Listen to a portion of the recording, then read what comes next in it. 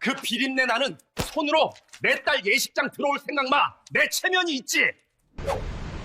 남편 강진태는 30년간 정육점에서 고기를 썰며 뒷바라지한 아내 소희의 얼굴에 이혼 서류를 집어던졌습니다.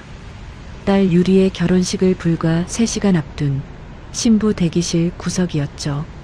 고기 피 냄새가 밴 소희의 거친 손은 남편의 차가운 눈빛 아래에서 속수무책으로 떨렸습니다. 하지만 그들은 꿈에도 몰랐을 겁니다. 오늘 유리의 결혼식이 열리는 이 웅장한 그랜드 로열 호텔의 진짜 주인이 바로 소희라는 사실을요. 아버지가 남긴 비밀 신탁은 남편의 배신이 확정되는 순간 소희를 가장 강력한 여왕으로 만들 준비를 마쳤습니다. 과연 이들의 비참한 끝은 어떤 모습일까요? 이야기 시작 전 구독과 좋아요로 온기를 더해주세요. 어디서 듣고 계신지 댓글 남겨주시면 계신 그곳으로 건강과 행복의 기운을 가득 담아 보내드리겠습니다. 새벽 4시 남들이 깊은 잠에 빠져 있을 시간에도 소희의 하루는 어김없이 시작되었습니다. 차가운 새벽 공기가 코끝을 찔렀지만 소희는 익숙한 듯 낡은 가디건을 걸치고 시장통으로 향했죠. 시장 바닥은 밤새 내린 서리 때문에 축축하게 젖어 있었고 정육점 입구에 들어서자마자 훅 끼쳐오는 비릿한 고기 피 냄새는 소희의 폐부를 찔렀습니다. 30년이라는 긴 세월 동안 소희는 이 냄새를 훈장처럼 몸에 새기며 살아왔습니다. 누군가에게는 역한 냄새였겠지만 소희에게는 가족의 생계이자 남편의 출세기를 닦아준 아주 지독하고도 간절한 삶의 향기였던 것이죠. 정육점의 낡은 도마 위에 커다란 고기 덩어리를 올린 소희는 익숙하게 칼을 갈기 시작했습니다. 슥슥 소리를 내며 날이 서는 칼날을 보며 소희는 자신의 구부러진 손가락을 가만히 내려다보았죠.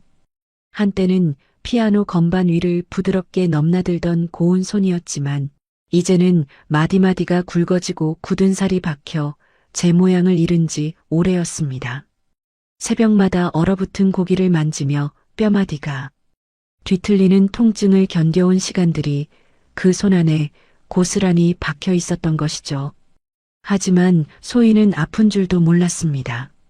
그저 남편이 어깨를 펴고 딸 유리가 남부럽지 않게 자랄 수 있다는 믿음 하나로 버텨온 30년이었기 때문입니다.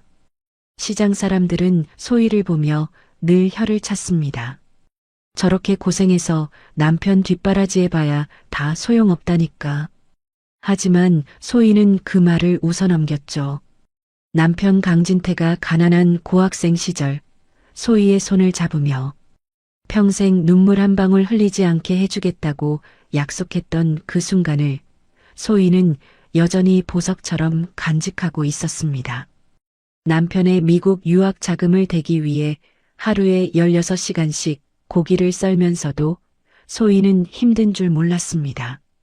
남편이 보내온 짧은 편지 한 장이면 세상을 다 얻은 것 같았고 퇴근길 시장 입구에서 파는 붕어빵 하나에도 행복을 느끼던 순수한 시절이 그녀에게는 분명히 있었기 때문이죠.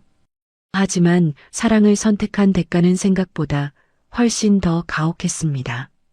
재벌가 딸이라는 화려한 명패를 내던지고 아버지의 파문 선언을 뒤로한 채 시장통으로 숨어든 소희에게 세상은 그리 만만하지 않았죠. 아버지는 딸의 고집을 꺾겠다며 단 한 푼의 지원도 해주지 않았고 남편 진태는 처음에 고마움을 잊은 채 시간이 갈수록 소희의 헌신을 당연하게 여기기 시작했습니다. 고기 냄새 나니까 가까이 오지 마. 남편이 내뱉은 그 한마디가 소희의 가슴에 얼마나 깊은 대못을 박았는지 그는 아마 꿈에도 몰랐을 겁니다. 소희는 남편의 차가운 외면조차 사랑에 대한 정당한 대가라 여기며 묵묵히 칼을 휘둘렀습니다. 정육점 안은 늘 붉은 조명 아래 축축한 습기가 가득했습니다. 고기 기름기가 밴 앞치마는 세탁기에 돌려도 씻겨나가지 않는 지독한 냄새를 풍겼고 소희의 머리카락 끝에도 어느덧 비릿한 향이 깊게 스며들었습니다. 어느 날부턴가 소희는 시장을 벗어나는 것이 두려워졌습니다. 자신의 옷에서 나는 냄새가 남들에게 불쾌감을 줄까봐 버스를 탈 때도 늘 구석자리에 몸을 움츠려야 했죠. 화려한 백화점 매장이나 세련된 카페는 소희에게 먼 나라 이야기일 뿐이었습니다. 그녀의 세계는 오직 도마 위와 붉은 고기 덩어리, 그리고 남편의 서재에서 흘러나오는 차가운 불빛 아래에만 갇혀 있었기 때문입니다. 그런 소희에게 딸 유리의 결혼 소식은 메마른 땅에 내리는 단비와도 같았습니다. 사위가 될 집안이 대단한 명문가라는 소리를 들었을 때 소희는 정육점 구석에서 홀로 눈물을 훔쳤죠. 드디어 내 딸은 이 지긋지긋한 가난과 냄새에서 벗어나는구나. 소희는 딸에게만큼은 시장 장사꾼 엄마의 모습을 보여주고 싶지 않았습니다. 그래서 자신의 옷 한 벌 사지 않고 오로지 딸의 혼수와 예물을 준비하는데 전 재산을 쏟아부었죠. 통장 잔고가 줄어들 때마다 소희의 가슴은 뿌듯함으로 가득 찼습니다. 그것이 소희가 엄마로서 해줄 수 있는 마지막이자 최고의 선물이라 믿었기 때문이죠. 하지만 결혼식이 열리는 그랜드 로열 호텔의 이름을 들었을 때 소희의 심장은 덜컥 내려앉았습니다. 그곳은 돌아가신 아버지가 평생을 바쳐 일구었던 소희의 어린 시절 추억이 깃든 장소였기 때문이죠. 화려한 샹들리에와 대리석 바닥, 그리고 은은하게 퍼지는 고급스러운 향수 냄새가 가득한 그곳. 소희는 차마 그곳에 자신의 비린내 나는 발을 들여놓을 용기가 나지 않았습니다.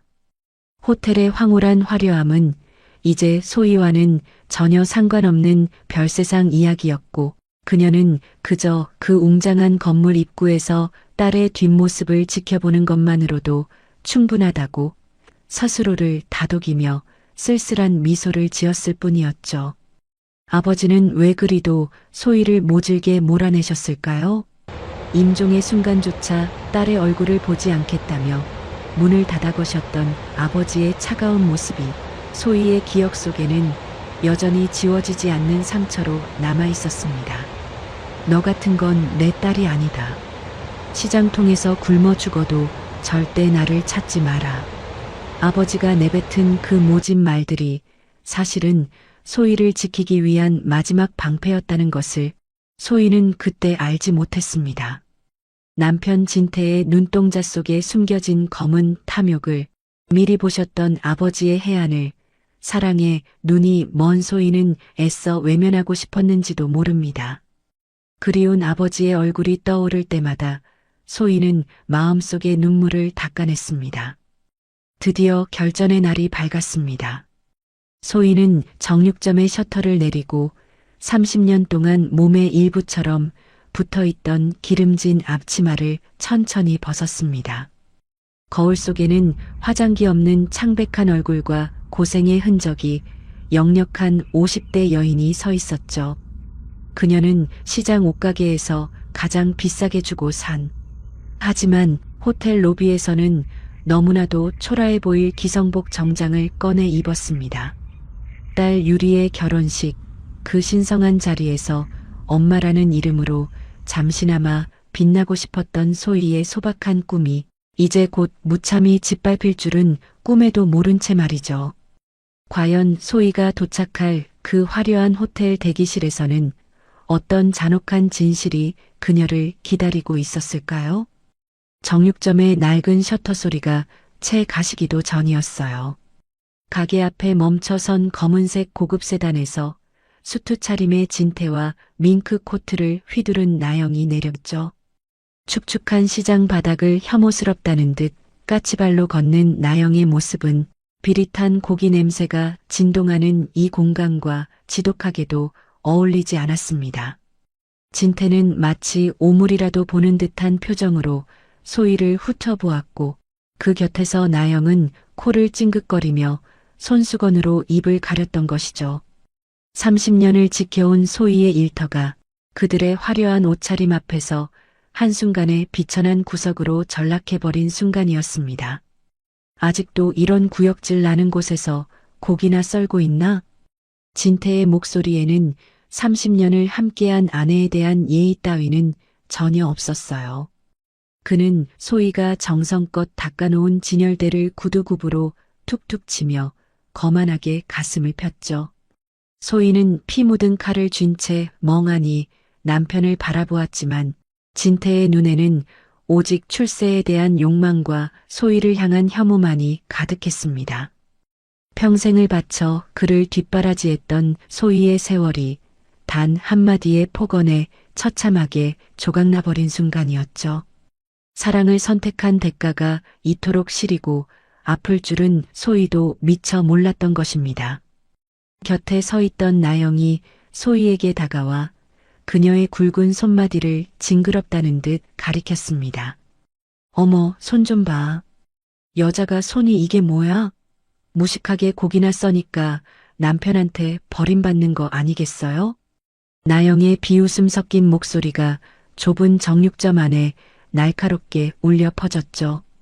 소희는 자신의 손등에 새겨진 깊은 칼자국과 거친 굳은 살을 보며 목구멍까지 차오르는 뜨거운 눈물을 간신히 삼켰습니다. 이 손으로 벌어다준 돈으로 호의호식하던 인간들이 이제 와서 그 손을 비천하다 욕하는 현실이 너무나도 잔혹했기 때문이죠. 진태는 주머니에서 두툼한 서류 봉투를 꺼내 소희의 진열대 위에 거칠게 올려놓았습니다. 가게 비우라는 내용 증명이야. 이번 달 안으로 다 치워. 유리 결혼식 전에 이 비린내 나는 흔적부터 지워야겠으니까. 그의 말은 소희의 가슴을 후벼 파는 비수가 되어 꽂혔어요. 딸 유리의 결혼식을 앞두고 삶의 터전부터 뺏으려는 남편의 배신은 소희가 치러야 할 가장 가혹한 대가였습니다. 진태는 눈 하나 깜짝하지 않고 오히려 나영의 어깨를 감싸 안으며 다정한 미소를 지어 보였습니다. 나영은 가게 구석에 놓인 낡은 가구들을 보며 인상을 찌푸렸습니다. 오빠, 이런 쓰레기 같은 물건들은 다 버려야겠죠? 여기 호텔 부지로 들어가면 아주 멋진 곳이 될 텐데. 그녀의 말에 소희는 가슴이 철렁 내려앉았어요. 이곳은 소희가 30년 동안 피땀 흘려 지켜온 삶의 터전이자 돌아가신 어머니의 숨결이 깃든 유일한 장소였기 때문이죠.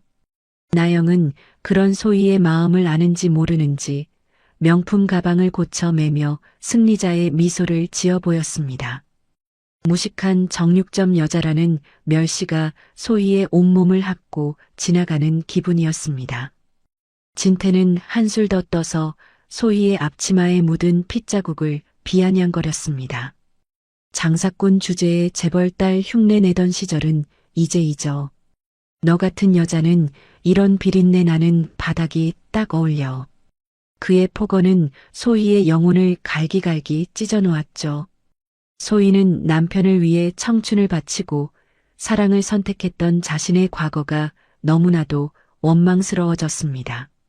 그가 배신한 대가는 소희에게 너무나도 잔인했고 30년의 헌신은 단 한순간에 물거품이 되어 사라질 위기에 처한 것이죠. 소희는 아무런 대꾸도 하지 못한 채 바닥만 내려다보았습니다. 당신 어떻게 사람이 이래? 내가 당신 공부시키느라 이 손이 다 닳도록 일했는데. 소희가 떨리는 목소리로 항변했지만 진태는 오히려 코웃음을 쳤습니다. 누가 그러래? 내가 좋아서 한 일이잖아. 이제 그만 질척거리고 꺼져. 그의 차가운 대답에 소희의 마지막 기대마저 산산조각이 났어요. 진태는 나영의 손을 잡고 가게를 나가며 뒤도 돌아보지 않고 침을 뱉었습니다. 그 침은 소희의 신발 끝에 닿아 그녀의 자존심과 함께 바닥을 굴렀던 것이죠. 사랑의 대가는 이토록 비참한 오물로 돌아왔습니다. 나영은 차에 타기 전 소희를 향해 마지막 비수를 꽂았습니다. 아줌마, 거울 좀 봐요. 그런 몰골로 어디 예식장을 와? 딸 앞길 망치지 말고 조용히 사라지세요. 그녀의 웃음소리가 엔진 소리와 함께 멀어져 갔습니다. 소희는 정육점 입구에 털썩 주저앉아 바닥에 흩어진 내용 증명 서류를 멍하니 바라보았죠. 비릿한 고기 냄새가 오늘따라 왜 이렇게도 서러운지 소희의 어깨는 소리 없이 흔들리기 시작했습니다. 30년의 세월이 이토록 허무하게 끝날 줄은 정말 몰랐기 때문이죠. 시장 상인들이 하나둘 모여 수군거리는 소리가 들려왔습니다. 아이고, 어쩜 남편이 저럴 수가 있대. 첩까지 데리고 와서 저러는 건 사람 도리가 아니지. 동정 어린 시선이 소희의 등을 찔렀지만 그녀는 아무런 대꾸도 할 수 없었습니다. 오직 가슴속에서 타오르는 증오와 허무함만이 그녀를 잠식해갈 뿐이었죠. 남편은 승승장구하며 호텔 로비에서 샴페인을 터뜨릴 준비를 하고 있는데 자신은 이 어두운 정육점에서 쫓겨날 처지가 된 것입니다. 하지만 그때 소희의 눈에 진열대 구석에 놓인 어머니의 낡은 정육점 칼이 들어왔고 그녀는 본능적으로 그 칼자루를 꽉 쥐었습니다. 진태와 나영이 휩쓸고 지나간 정육점에는 비릿한 고기 냄새와 차가운 정막만이 가득했습니다. 소희는 텅 빈 가게 바닥에 털썩 주저앉아 어머니가 남기신 낡은 정육점 칼을 멍하니 바라보았죠. 30년이라는 세월 동안 소희의 손때가 묻어 반질반질해진 나무 손잡이는 오늘따라 유난히 묵직하게 느껴졌습니다. 이 칼은 소희가 집을 나올 때 아버지가 어머니의 유품이라며 말없이 건네주셨던 유일한 물건이었어요.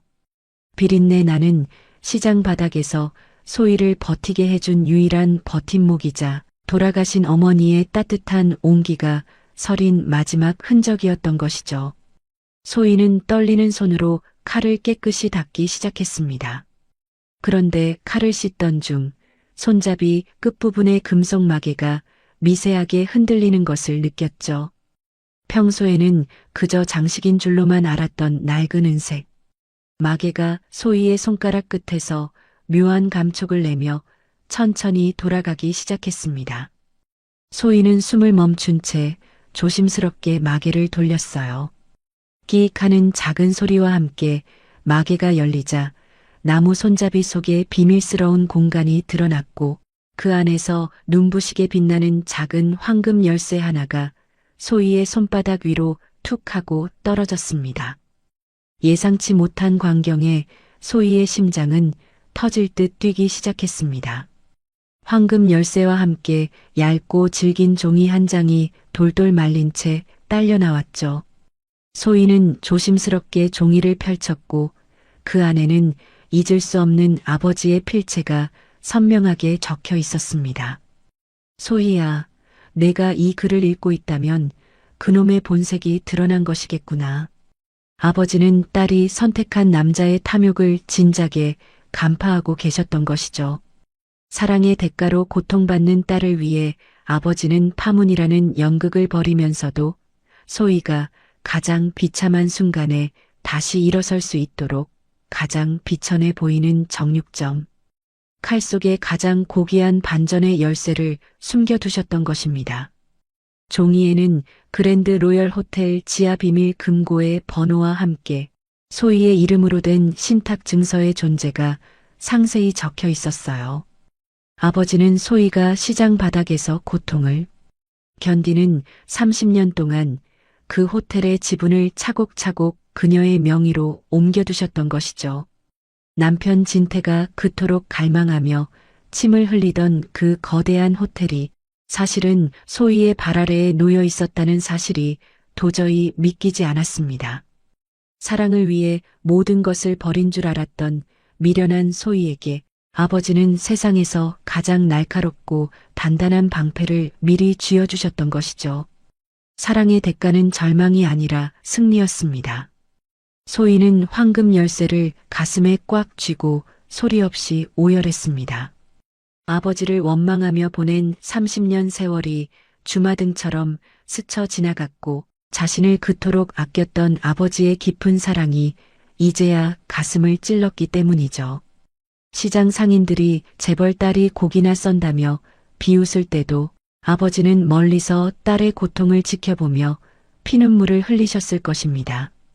이제 이 열쇠는 소희에게 단순한 재산이 아니었어요. 그것은 남편 진태와 박나영에게 휘두를 가장 잔혹한 복수의 칼날이자 소희의 부서진 자존심을 되찾아줄 마지막 희망이었던 것이죠. 그녀의 눈물에는 이제 복수의 서늘함이 서리기 시작했습니다. 소희는 거울 속에 자신을 보며 눈물을 닦았습니다. 비린내 나는 앞치마 속에 숨겨진 황금 열쇠는 그녀의 굽은 등을 다시 꼿꼿하게 세워주었죠.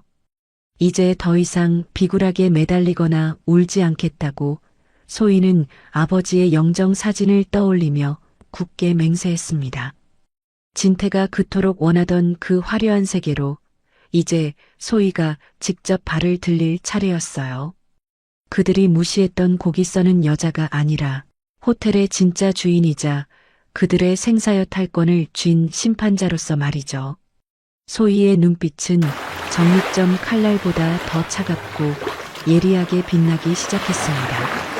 그녀는 이제 더 이상 예전의 소희가 아니었습니다. 소희는 정육점 문을 걸어 잠그고 한준혁 변호사에게 연락을 취했습니다. 아버지가 남긴 종이 하단에는 소희가 위험에 처했을 때 연락해야 할 유일한 인물로 그의 이름이 적혀 있었기 때문이죠. 44살의 준혁은 소희의 전화를 기다렸다는 듯 침착하게 전화를 받았습니다. 회장님께서 오랫동안 기다리셨습니다. 이제 소희님께서 명령만 내리시면 됩니다. 전화기 넘어 들려오는 준혁의 차분한 목소리는 소희에게 더할 나위 없는 신뢰를 주었죠. 오랫동안 어둠 속에 갇혀있던 소희의 운명이 황금 열쇠를 통해 눈부신 빛의 세계로 빠르게 이동하기 시작한 순간이었습니다. 소희는 아버지의 비밀 계좌를 통해 자신의 자금력을 확인하고는 헛웃음을 터뜨렸습니다. 9천억 원이라는 상상도 못할 액수가 그녀의 이름 뒤에 숫자로 선명하게 찍혀 있었던 것이죠. 남편 진태가 리조트 사업을 위해 여기저기 구걸하며 다니던 그 푼돈들이 소희에게는 그저 지나가는 바람보다 가벼운 수준이었습니다. 돈의 힘이 이토록 무서운 것인지 소희는 비로소 깨닫게 되었죠. 이제 그녀는 그 자금력을 바탕으로 진태가 가장 아끼는 것들을 하나하나 무너뜨릴 치밀한 계획을 세우기 시작했습니다. 그녀가 지불한 30년의 대가를 이제 그들이 치를 차례였습니다. 소희는 딸 유리의 결혼식 초대장을 다시 꺼내 들었습니다. 남편 진태가 쪽팔리니 오지 말라며 내던졌던 그 종이는 이제 소희가 복수의 무대에 오를 화려한 초대장이 되었죠. 소희는 남편과 박나영이 꿈꾸는 그 화려한 결혼식을 인생 최악의 장례식으로 만들어주겠다고 결심했습니다. 세상에서 가장 우아하고 당당한 모습으로 그들 앞에 나타날 소희의 모습이 벌써부터 눈앞에 선명하게 그려지는 듯했죠. 과연 소희가 화이트 정장을 차려입고 결혼식장 문을 열 때 그녀를 벌레 보듯 무시했던 그들의 얼굴은 어떤 공포로 일그러지게 될까요? 딸 유리의 결혼식 날 아침, 하늘은 소희의 마음을 아는지 무심하게도 장대비가 쏟아졌습니다. 소희는 시장에서 가장 비싸게 주고 산 기성복 정장을 입고 빗줄기를 뚫으며 아버지가 세운 그랜드 로열 호텔 입구에 도착했죠. 하지만 화려한 로비 입구에는 예식 손님들을 맞이하는 직원들 대신 험상궂은 인상의 용역 직원들이 성벽처럼 버티고 서 있었습니다. 진태가 소희의 등장을 미리 예상하고 철저하게 바리케이드를 쳐놓았던 것이죠. 소희의 가슴에는 불안한 기운이 소름 끼치게 번지기 시작했습니다. 이봐요, 나 신부 엄마예요. 내 딸 유리 보러 왔다니까요. 소희가 빗물에 젖은 목소리로 애원했지만 용역 직원들은 눈 하나 깜짝하지 않았어요.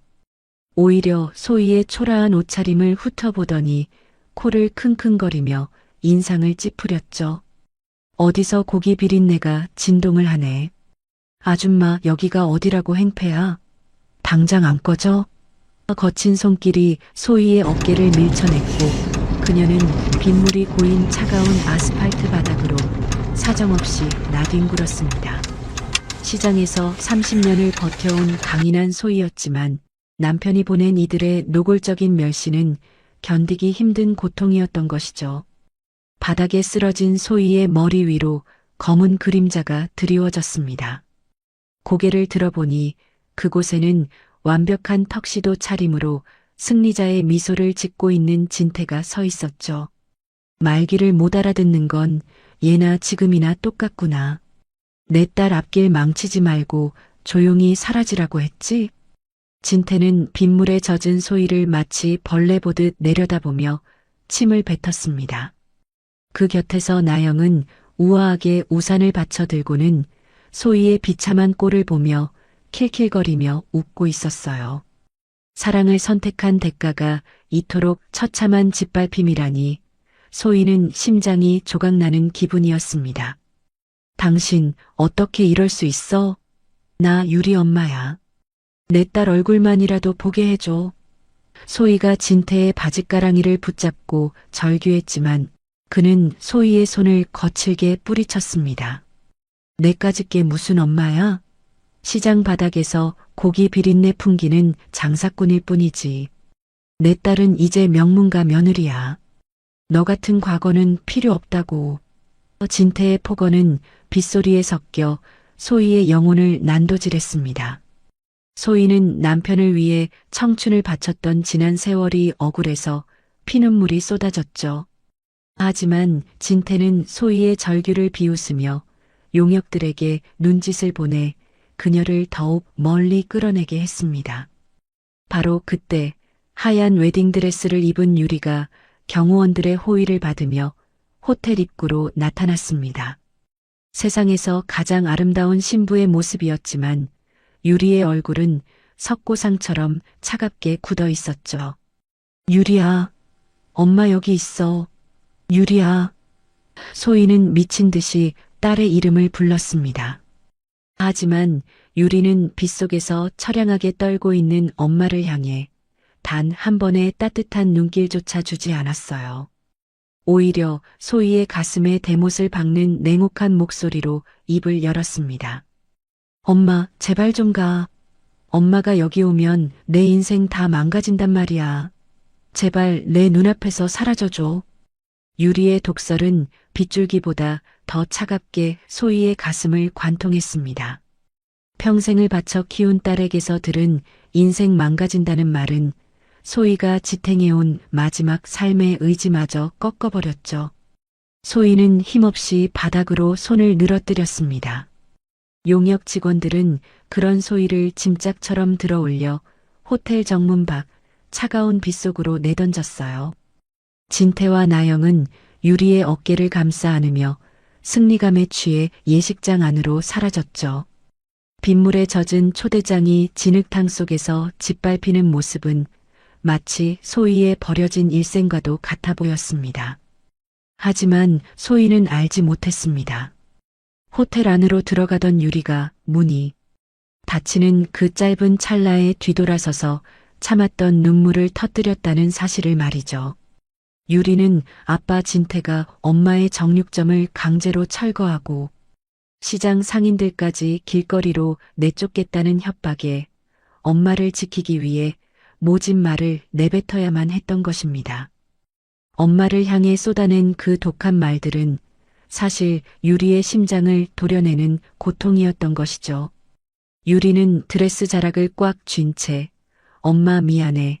제발 이번만 참아줘라고 속삭이며 소리 없는 오열을 삼켰던 것이죠. 소희는 차가운 빗물 웅덩이에 누워 하늘을 바라보았습니다. 온몸이 쑤시고 아팠지만 그보다 더 아픈 것은 딸에게 거부당한 엄마라는 이름의 상처였어요. 아빠, 제가 틀렸나 봐요. 사랑을 믿은 대가가 이런 것이었나요? 소희는 정신이 아득해지는 가운데 아버지의 얼굴을 떠올렸습니다. 자신이 그토록 고집스럽게 지켜온 30년 세월이 이 빗물에 씻겨 내려가는 허무한 꿈처럼 느껴졌죠. 지나가는 사람들이 웅성거리며 소희를 피했지만 그녀는 일어날 힘조차 없이 그저 빗물을 받아낼 뿐이었습니다. 그렇게 모든 것이 끝났다고 생각한 순간 소희의 흐릿한 시야 속으로 눈부신 헤드라이트 불빛이 들어왔습니다. 빗줄기를 가르며 미끄러지듯 다가온 검은색 최고급 세단 한 대가 소희의 바로 앞에 멈춰섰죠. 주변의 공기를 압도하는 웅장한 엔진 소리가 멈추고 차 문이 천천히 열렸습니다. 빗물에 젖어 덜덜 떨고 있는 소희의 위로 커다란 검은 우산이 드리워졌어요. 소희는 본능적으로 고개를 들었고 그곳에는 정중하면서도 날카로운 눈빛을 가진 한 남자가 자신을 내려다보고 있었습니다. 오래 기다리셨습니다. 이제 그만 집으로 돌아가실 시간입니다. 회장님. 44살의 한준혁 변호사가 무릎을 꿇고 소희에게 손을 내밀었습니다. 소희는 멍하니 그의 손을 바라보았죠. 빗속에서 비참하게 짓밟혔던 엄마의 이름이 그의 부름을 통해 회장님이라는 낯설고 거대한 위엄으로 다시 태어나는 순간이었습니다. 소희의 눈동자 속에 서려있던 절망은 준혁의 부축을 받는 찰나 서늘한 복수의 불꽃으로 타오르기 시작했습니다. 과연 빗물에 젖은 초라한 여인이 최고급 세단에 몸을 실었을 때 그녀의 화려한 역전극은 어떤 서막을 열게 될까요?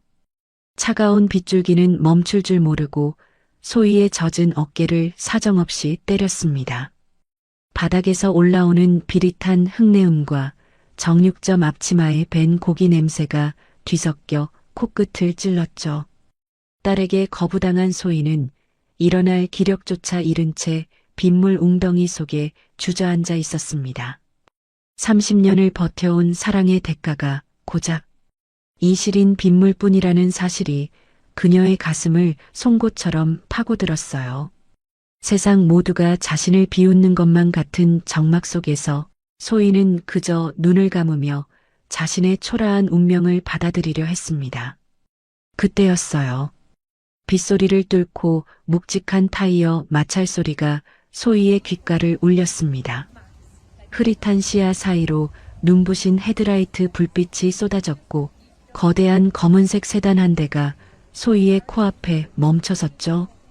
빗방울을 튕겨내는 매끄러운 차체는 주위의 모든 소음을 단숨에 잠재울 만큼 압도적인 위엄을 풍겼습니다.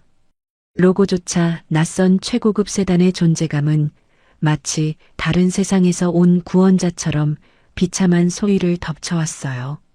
행인들도 발길을 멈추고 지켜보았지만 소희는 그 차가 자신을 향해 온 것이라고는 전혀 상상조차 못했습니다. 차 문이 열리더니 완벽하게 재단된 수트 차림의 남자가 내렸습니다. 44살의 한준혁 변호사였죠.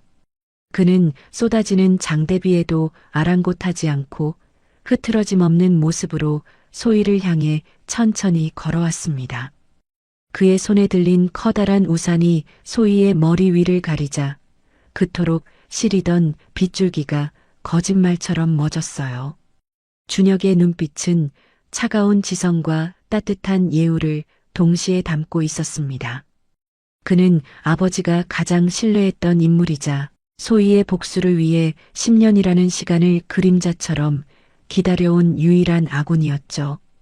준혁은 빗물에 젖어 떨고 있는 소희의 앞에 이르러 깊이 허리를 숙여 인사를 건넸습니다. 소희의 발에는 시장에서 신던 낡고 뒤축이 다해진 슬리퍼가 신겨져 있었죠.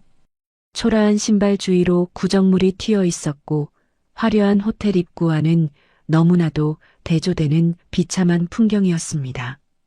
하지만 준혁의 눈에는 그 어떤 귀부인보다 고귀한 여왕의 모습이 보였던 것이죠.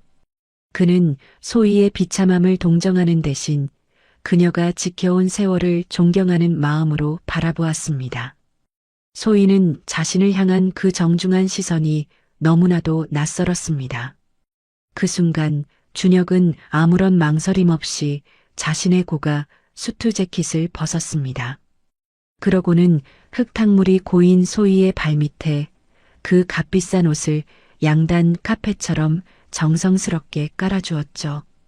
회장님, 비천한 곳에 발을 더럽히지 마십시오. 준혁의 목소리는 낮고 묵직하게 울려 퍼졌습니다. 낡은 슬리퍼를 신은 소희의 발이 명품 재킷 위에 조심스럽게 올라앉았어요. 그것은 짓밟힌 소희의 자존심을 다시 세워주는 성스러운 의식과도 같았습니다. 소희는 발바닥으로 전해지는 그 따뜻하고 부드러운 감촉에 참았던 눈물을 다시 쏟았습니다. 한 변호사님, 왜 저를? 소희가 갈라진 목소리로 물었지만 준혁은 그저 온화한 미소를 지을 뿐이었죠. 그는 소희의 젖은 손을 조심스럽게 붙잡아 일으켜 세웠습니다. 30년 동안 고기를 썰며 굳은 살이 박인 그 투박한 손이 준혁의 따뜻한 손 안에서 비로소 온기를 찾기 시작했어요. 소희는 비로소 깨달았습니다. 아버지가 자신을 버린 것이 아니라 가장 추운 날에 입을 수 있는 외투를 미리 준비해 두셨다는 사실을 말이죠. 사랑을 선택한 대가로 얻은 상처들이 그의 손길 하나에 조금씩 치유되는 기분이었습니다. 준혁은 차를 출발시키며 백미러로 소희의 안색을 조심스레 살폈습니다. 소희의 창백한 얼굴에는 서러움보다 더 깊은 도끼가 서서히 차오르고 있었죠. 준혁은 이 여자가 30년간 치른 인내의 대가가 얼마나 거대하고 묵직한 것인지 누구보다 잘 알고 있었습니다. 그는 마음속으로 굳게 결심했습니다. 윤태호 회장님이 남긴 이 마지막 불꽃이 차가운 세상을 집어삼킬 만큼 뜨겁게 타오를 수 있도록 자신의 모든 생을 바쳐서라도 보필하겠다고 말이죠. 차 안에는 차가운 빗소리조차 뚫지 못할 비장한 침묵만이 무겁게 맴돌았습니다. 준혁은 차 뒷문을 정중하게 열어 소희를 안으로 안내했습니다. 최고급 가죽 시트의 향기가 소희의 감각을 부드럽게 감싸 안았죠. 밖에서는 여전히 용역들이 기세등등하게 예식장을 지키고 있었지만 차 안의 소희는 이제 그들과는 완전히 다른 세계의 사람이 되어 있었습니다. 이제부터는 제가 회장님의 손과 발이 되겠습니다. 그들이 저지른 무례를 수만 배의 고통으로 되돌려줄 준비가 끝났습니다. 준혁의 단호한 말에 소희는 힘있게 고개를 끄덕였습니다. 그녀의 눈빛에서는 이제 슬픔이 사라지고 서늘한 복수의 기운이 서렸습니다. 검은 세단은 빗길을 가르며 시장통을 지나 강북의 낡은 주택가로 향했습니다. 그곳은 아버지가 비상시를 대비해 마련해 두셨던 은밀한 아지트였어요. 겉보기엔 평범한 건물이었지만 그 안에는 진태의 비리를 파헤칠 방대한 자료와 소희의 부활을 도울 인맥들이 숨겨져 있었죠. 소희는 창밖으로 멀어지는 호텔 조명을 보며 차갑게 의졸였습니다. 진태 씨, 당신이 사랑하는 그 세계가 얼마나 쉽게 무너질 수 있는지 똑똑히 보여줄게. 그녀의 목소리는 낮았지만 그 어떤 천둥 소리보다 무겁게 차 안을 가득 채우며 울려 퍼졌습니다. 준혁은 낡은 오피스텔 앞에 차를 세우고 소희를 부축해 내렸습니다. 벽지가 들뜨고 물이 새는 좁은 방이었지만 그곳엔 아버지가 남기신 유산인 비밀 장부들이 소희를 기다리고 있었죠. 소희는 젖은 옷을 갈아입지도 않은 채 탁자 위에 놓인 서류들을 넘기기 시작했습니다. 그 안에는 진태와 박나영이 결탁해 저지른 추악한 범죄의 증거들이 빼곡히 적혀 있었어요. 소희의 입가에 잔인할 만큼 아름다운 미소가 번졌습니다. 과연 내일 아침 소희의 첫 번째 공격을 받은 진태의 얼굴은 어떤 공포와 절망으로 일그러지게 될까요? 낡은 오피스텔 창밖으로 비는 여전히 쏟아졌지만 방 안의 공기는 서늘한 이성으로 가득 찼습니다. 소희는 준혁이 건넨 두툼한 서류 뭉치를 한 장씩 넘기며 그동안 진태가 숨겨온 추악한 이면들을 마주했죠. 정육점의 붉은 조명 대신 밝은 형광등 아래서 서류를 읽어가는 소희의 눈빛은 마치 먹잇감을 노리는 매처럼 날카롭게 빛났습니다. 30년이라는 긴 세월을 인내하며 치러온 사랑의 대가가 이제는 저들을 파멸시킬 가장 강력한 무기가 되어 돌아오고 있었던 것이죠. 소희의 손끝은 복수의 전율로 가늘게 떨렸습니다. 소희의 시선이 멈춘 곳은 남편의 곁을 차지한 상간녀 박나영의 신상 정보가 담긴 페이지였습니다. 명품으로 온몸을 휘감고 거만하게 굴던 그녀는 스스로를 신흥 재벌가의 외동딸이라 소개하며 진태의 눈을 멀게 했죠. 진태는 그녀의 배경을 이용해 리조트 사업을 확장하려 했고 그 꿈에 부풀어 조강지처인 소희를 쓰레기처럼 버렸던 것입니다. 하지만 서류 속에 드러난 그녀의 진짜 과거는 화려한 겉모습과는 너무나도 동떨어진 누추하고도 비루한 진실뿐이었어요. 소희는 코웃음을 치며 그녀의 가짜 인생을 낱낱이 파헤치기 시작했습니다. 박나영, 입사연도 2015년, 직위 경리팀 주임. 소희는 입술을 깨물며 서류상의 이름을 나직이 읊조렸습니다. 놀랍게도 그녀는 소희의 아버지가 세운 그랜드 로열 호텔에서 일하던 평범한 직원이었습니다. 재벌가의 딸이라는 말은 모두 새빨간 거짓이었고 그녀가 진태에게 보여준 화려한 인맥과 정보들은 모두 호텔에서 일하며 어깨너머로 훔쳐본 것들이었죠. 진태는 가짜 보석을 진짜라 믿고는 자신의 인생을 통째로 바쳐온 소희라는 다이아몬드를 흙바닥에 던져버린 꼴이었던 것이죠. 참으로 어처구니 없는 배신의 결과였습니다. 서류를 더 깊이 파헤치자 박나영의 해고, 사유가 붉은 글씨로 선명하게 적혀 있었습니다. 고객들의 예치금 수억 원을 횡령하여 개인적인 명품 구매와 도박 자금으로 탕진한 사실이 적발되었던 것이죠. 당시 호텔 측은 기업의 이미지를 고려해 조용히 권고사직 처리를 했지만 그 기록은 지워지지 않는 낙인이 되어 인사기록 카드에 고스란히 남아 있었습니다. 소희는 그 기록을 손가락으로 천천히 훑으며 차가운 미소를 지었습니다. 저급한 사기꾼에게 속아 자신의 모든 것을 걸고 도박을 벌인 남편의 꼴이 참으로 가관이었기 때문이죠. 준혁은 소희의 곁에서 차분하게 상황을 설명하기 시작했습니다.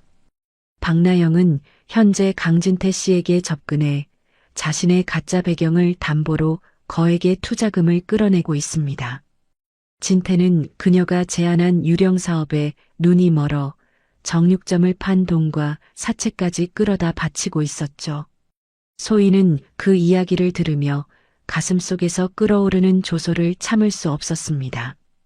배신의 대가로 그가 선택한 파라다이스가 사실은 사기꾼이 설계한 무덤이라는 사실이 너무나도 통쾌했기 때문이었어요. 진태는 스스로 지옥불로 걸어 들어가고 있었던 것이죠. 한 변호사님, 이 여자가 횡령했던 돈의 전말을 더 자세히 파악해 주세요. 소희의 명령은 짧고 단호했습니다.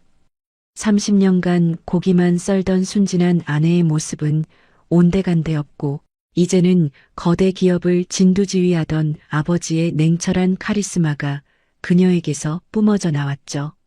소희는 박나영이 진태에게 건넸던 가짜 계약서들과 위조된 서류들을 보며 복수의 순서를 머릿속으로 정교하게 설계했습니다. 단순히 그들을 무너뜨리는 것이 아니라 가장 높은 곳에서 가장 비참하게 떨어뜨려야 했기 때문이죠. 그녀의 복수는 이제 이성이 지배하는 영역이었습니다. 박나영은 소희가 물려받은 호텔의 명성을 이용해 사기를 치고 있었지만 정작 그 호텔의 주인인 소희가 자신을 지켜보고 있다는 사실은 꿈에도 몰랐을 겁니다. 소희는 정육점에서 묻어온 피냄새를 씻어내듯 차가운 물로 손을 씻으며 거울 속에 자신을 보았습니다. 비루했던 과거의 허물을 벗어던지고 이제는 당당한 포식자의 모습으로 거듭날 준비를 마쳤던 것이죠. 박나영이 누리고 있는 그 위태로운 사치는 조만간 소희의 손에 의해 산산조각이 날 모래성에 불과했습니다. 거짓으로 쌓아 올린 성은 진실의 파도 앞에 무너질 수밖에 없는 법이죠. 내일 당장 그랜드 로열 호텔로 가겠습니다. 이 사진들을 소집해 주세요. 소희의 말에 준혁은 정중하게 고개를 숙이며 답했습니다. 이미 모든 준비는 끝났습니다. 회장님께서 나타나시는 순간 호텔의 공기는 완전히 바뀔 것입니다. 소희는 아버지가 남기신 황금 열쇠를 만지작거리며 창밖의 어둠을 응시했습니다. 사랑을 맹세했던 남편과 그를 유혹한 사기꾼 여자가 벌이는 추악한 연극에 이제는 진짜 주인공이 나타나 막을 내릴 시간이었죠. 복수의 서막은 이제 겨우 시작된 것이었으며 소희의 심장은 차갑고 강하게 요동쳤습니다. 같은 시각 진태는 박나영과 함께 최고급 샴페인을 터뜨리며 장밋빛 미래를 꿈꾸고 있었습니다. 조강지처를 벌인 대가로 얻게 될 막대한 부와 명예가 눈앞에 있다고 굳게 믿고 있었죠. 하지만 그들이 건배를 나누며 마시는 그 술은 사실은 자신들의 파멸을 축하하는 독배였다는 것을 알 턱이 없었습니다. 다음 날 아침 호텔 로비에 나타날 소희의 모습 앞에 그들은 어떤 표정을 짓게 될까요? 과연 소희가 던질 첫 번째 일격은 그들의 가짜 낙원을 어떻게 산산조각 내버릴까요? 그들의 몰락은 이제 피할 수 없는 운명이 되었습니다. 그랜드 로열 호텔의 대연회장은 박나영이 주최한 자선 파티로 화려하게 빛나고 있었습니다. 화려한 샹들리에 아래 값비싼 샴페인 잔을 든 명문가 사람들이 가득했죠. 박나영은 마치 자신이 이 호텔의 안주인이라도 된 듯 우아한 드레스를 뽐내며 사람들의 찬사를 만끽하고 있었어요. 그녀의 옆에서 진태는 거만하게 가슴을 펴고는 재벌가 사위가 된 듯한 착각에 빠져 있었습니다. 30년 동안 소희가 시장에서 땀 흘려번 돈을 배신의 대가로 가로챈 그들이 이제는 남의 돈으로 가짜 천국을 즐기고 있었던 것이죠. 박나영은 사람들에게 둘러싸여 자신의 가짜 배경을 자랑하기 바빴습니다. 저희 아버지가 이번에 호텔 지분을 대량으로 인수하실 계획이에요. 그녀의 거짓말은 샴페인 거품처럼 가볍게 허공을 떠다녔죠. 사람들은 그녀가 호텔 경리 출신의 사기꾼이라는 사실은 꿈에도 모른 채 그저 부유한 상속녀라는 허상 앞에 머리를 조아렸어요. 진태 역시 그녀의 말이 곧 자신의 권력이 될 것이라 믿으며 연신 거드름을 피웠습니다. 그들에게 정육점에서 고기를 썰던 소희의 존재는 이미 기억 속에서 깨끗이 지워진 지 오래였던 것이죠. 같은 시각 연회장이 내려다 보이는 호텔 통제실에서 소희는 차가운 눈으로 화면을 지켜보았습니다. 한준혁 변호사가 그녀의 곁에서 조용히 태블릿을 내밀었죠. 회장님, 저들이 사용 중인 법인 카드와 개인 계좌를 모두 동결했습니다. 이제 신호만 내리시면 됩니다. 소희는 화면 속에서 가증스럽게 웃고 있는 진태의 얼굴을 보며 천천히 고개를 끄덕였습니다. 30년의 헌신을 배신으로 갚은 대가가 얼마나 혹독한지 이제 전 국민이 지켜보는 앞에서 증명할 시간이었어요. 그녀의 손끝이 정지 버튼을 향해 움직였습니다. 연애가 절정에 달했을 무렵 지배인이 당황한 기색으로 박나영에게 다가갔습니다. 실례합니다. 박나영 씨. 결제하신 카드가 승인 거절되었습니다. 우아하게 웃던 나영의 얼굴이 한순간에 흑빛으로 굳어버렸죠. 그녀는 애써 여유를 부리며 다른 카드를 내밀었지만 결과는 마찬가지였습니다. 연회장에 흐르던 음악이 멈추고 사람들의 시선이 그녀의 손끝에 집중되었어요. 진태 역시 당황하며 지배인을 다그쳤지만 돌아오는 대답은 차가운 거절뿐이었습니다. 모든 계좌가 정지되었습니다. 지금 바로 파티 비용 9억 원을 결제해 주셔야 합니다. 나영의 얼굴은 순식간에 창백해졌고 손에 든 유리잔이 힘없이 바닥으로 떨어져 산산조각 났습니다. 연회장에는 얼음처럼 차가운 침묵이 흘렀고 조롱 섞인 속닥임이 사방에서 들려왔죠. 재벌 딸이라더니 카드 하나 결제 못하는 거야? 진태는 얼굴이 불그락달루락해지며 박나영을 다그쳤지만 그녀는 아무런 대꾸도 하지 못한 채 부르르 떨기만 했습니다. 가짜로 쌓아 올린 모래성이 단 한 번의 카드 거절로 무너지기 시작한 것이었어요. 배신의 대가로 누리던 화려한 사치는 이제 그들을 옥죄는 거대한 족쇄가 되어 돌아왔습니다. 지배인은 나영의 가짜 카드를 바닥에 던지며 차가운 눈빛으로 명령했습니다. 결제 능력이 없는 이 사기꾼들을 지금 당장 밖으로 끌어내세요. 바로 그 순간 연회장의 대형 스피커를 통해 서늘하고도 익숙한 여인의 목소리가 들려왔죠. 진태는 그 목소리를 듣는 순간 심장이 멎는 듯한 기시감을 느꼈지만 감히 그 비린내 나는 아내의 목소리라고는 상상조차 하지 못했습니다. 하지만 스피커 너머의 여인은 마치 그들의 영혼을 내려다보는 듯 단호하고 묵직한 권위로 연회장의 공기를 단숨에 얼려버렸던 것이죠.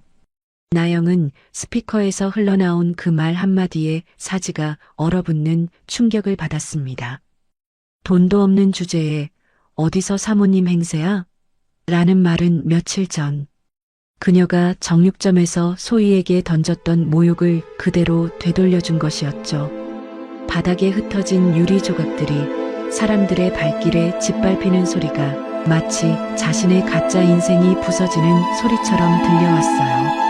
진태는 보이지 않는 주인이 내뿜는 서늘한 기세 앞에 무릎을 꿇을 듯 비틀거렸습니다.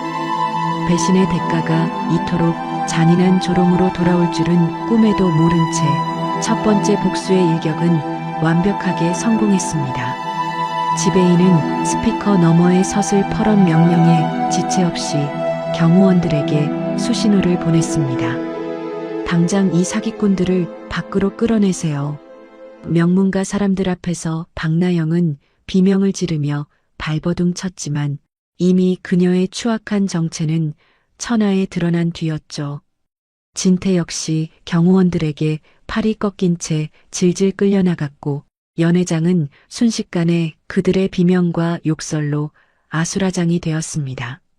배신의 대가를 가볍게 여겼던 그들에게 보이지 않는 주인이 선사한 첫 번째 선물은 세상에서 가장 비참한 공개 처형이었던 것이죠. 호텔 밖 차가운 바닥으로 내동댕이 쳐진 진태와 나영은 서로를 원망하며 악을 썼습니다.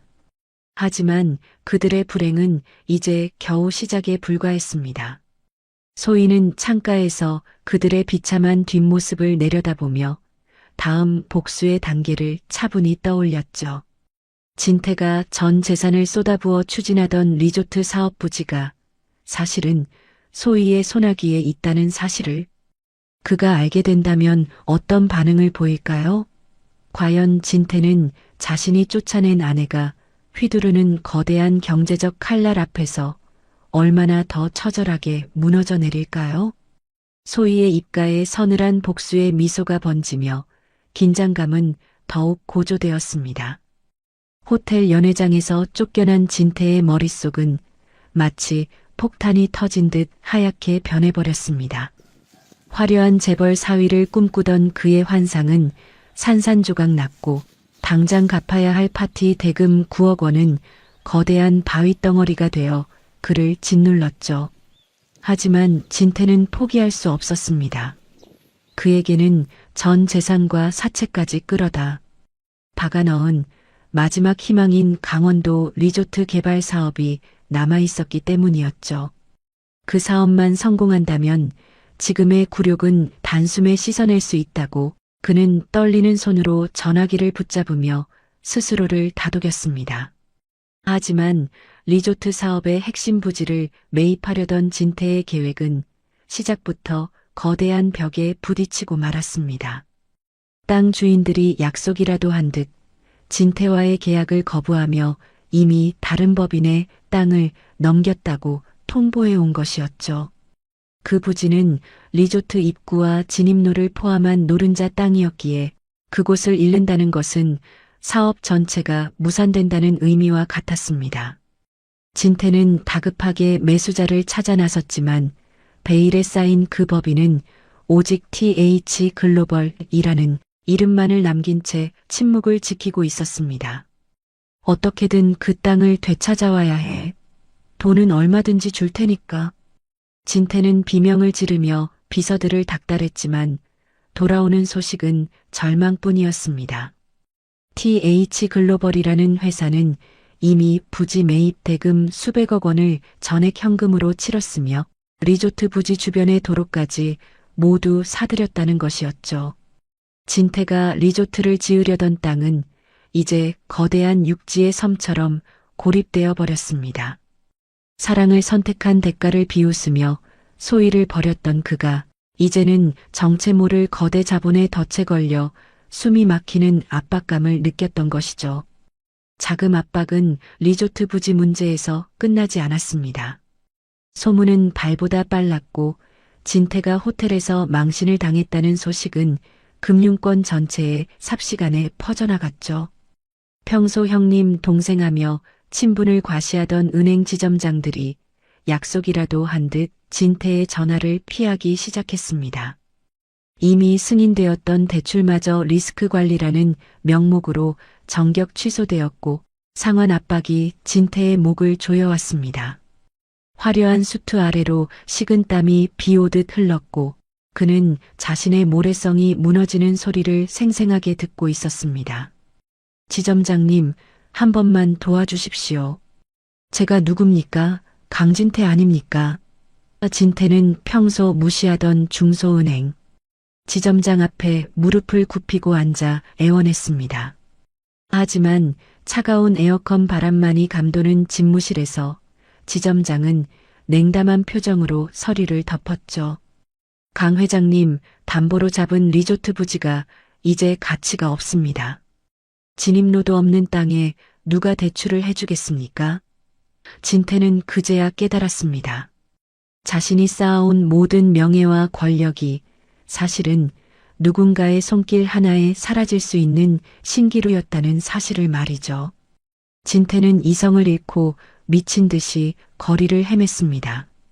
번듯한 은행 문턱을 넘지 못한 그가 향한 곳은 빌딩. 숲 뒤편에 어두운 그림자가 드리워진 사채업자들의 소굴이었죠. 평소 쳐다보지도 않았던 그곳의 공기는 눅눅한 담배, 냄새와 비릿한 쇠냄새가 뒤섞여 진태의 구역질을 자극했습니다.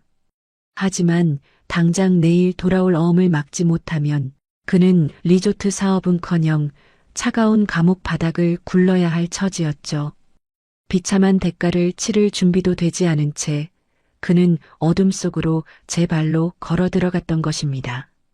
사채업자의 사무실 소파에 앉은 진태의 모습은 한때 잘 나가던 사업가의 기계가 완전히 꺾인 초라한 노인과 같았습니다. 문신 가득한 사내들이 그를 둘러쌌고 책상 너머에서는 얼음처럼 차가운 눈빛을 가진 사채업자가 이빨을 드러내며 웃고 있었죠. 강 회장님, 여기까지 오신 걸 보니 사정이 참 딱하시네. 돈이야 빌려드리지요. 하지만 이자는 일주일에 10%, 담보는 회장님. 남은 집은 전부인 거 아시죠? 진태의 눈동자가 공포로 거세게 흔들렸지만 그에게는 이미 선택의 여지가 없었습니다. 진태는 결국 사채업자의 발치 앞에 무릎을 꿇고 말았습니다.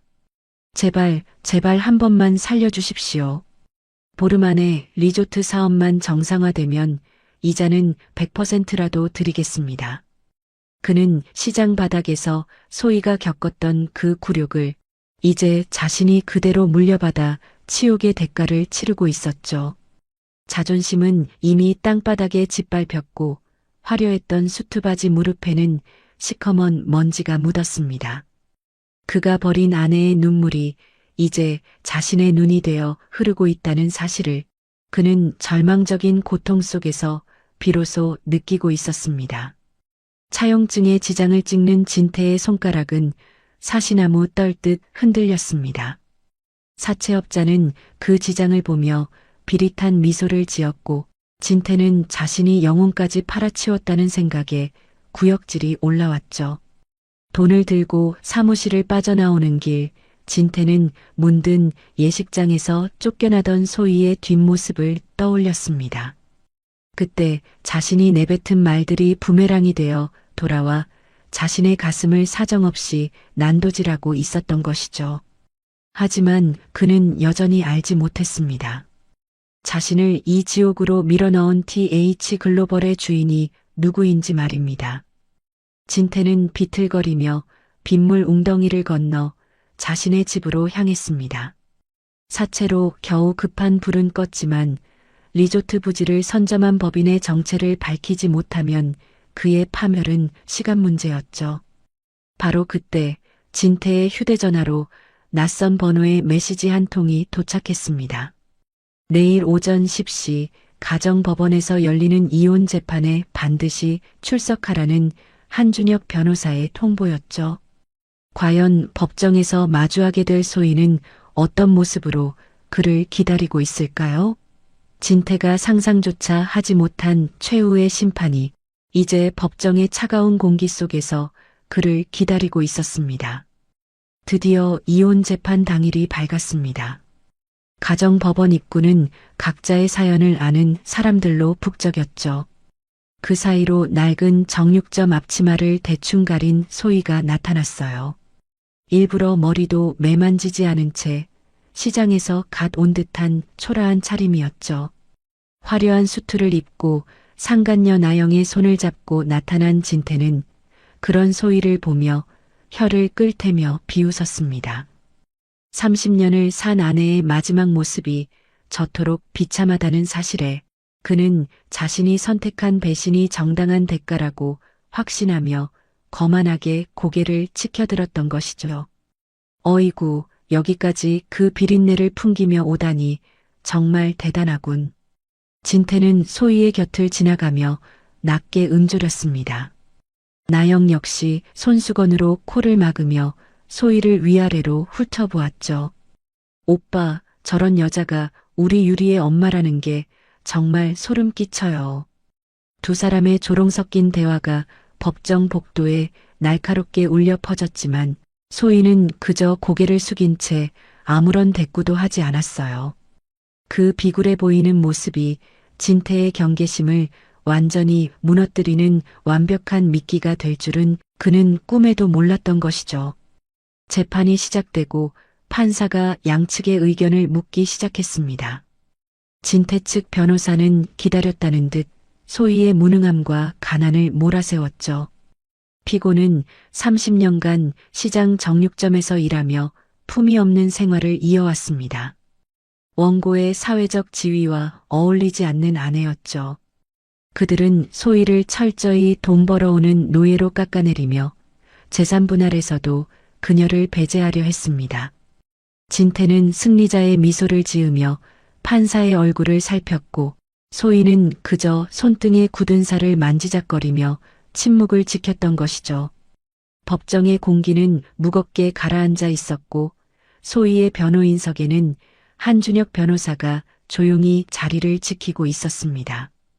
진태는 준혁을 보며 돈 없는 여자가 선임한 이름 없는 변호사쯤으로 치부하며 코웃음을 쳤죠. 소희는 판사가 질문을 던질 때마다 가냘픈 목소리로 짧게 대답하며 마치 모든 것을 포기한 듯한 연기를 이어갔어요. 진태는 그런 소희를 보며 속으로 쾌재를 불렀습니다. 이제 이 지긋지긋한 여자에게서 벗어나 박나영과 함께 화려한 인생을 즐길 날만 남았다고. 굳게 믿었기 때문이죠. 판사는 재산 분할과 위자료에 대한 최종 의견을 물었습니다. 원고는 피고에게 일정 금액의 위자료를 지급할 의사가 있습니까? 진태는 인심 쓰는 척하며 입을 열었습니다. 그동안 고생한 정을 생각해서 5천만 원 정도는 줄 용의가 있습니다. 시장 바닥에서 그 돈이면 큰 돈 아닙니까? 진태의 조롱 섞인 제안에 방청석에서는 작은 웅성거림이 터져나왔죠. 30년 헌신의 대가가 고작 5천만 원이라니 소희의 가슴 속에서는 서늘한 냉소가 피어올랐지만 그녀는 여전히 표정을 관리했습니다. 소희는 경멸 어린 눈빛으로 진태를 쏘아붙이며 차갑게 뱉었습니다. 당신이 정육점에서 고기 썰어번 내 돈으로 그 사기꾼 같은 여자랑 히히덕거리며 모은 그 더러운 돈, 난 단일원도 만지기 싫어. 내 마지막 자존심이 당신 같은 인간의 적선을 허락하지 않으니까. 소희의 목소리는 파르르 떨렸고 마치 오기에 눈이 먼 여자처럼 보였죠. 진태는 그 모습을 보며 비릿한 코웃음을 쳤습니다. 자존심 따위 챙기다가 거지가 되겠다는데 내가 말릴 이유가 없지. 진태는 소희의 무식한 고집이 오히려 고마울 지경이었습니다. 그는 서둘러 서류에 서명하며 소희가 파놓은 거대한 함정에 제 발로 깊숙이 걸어 들어갔던 것이죠.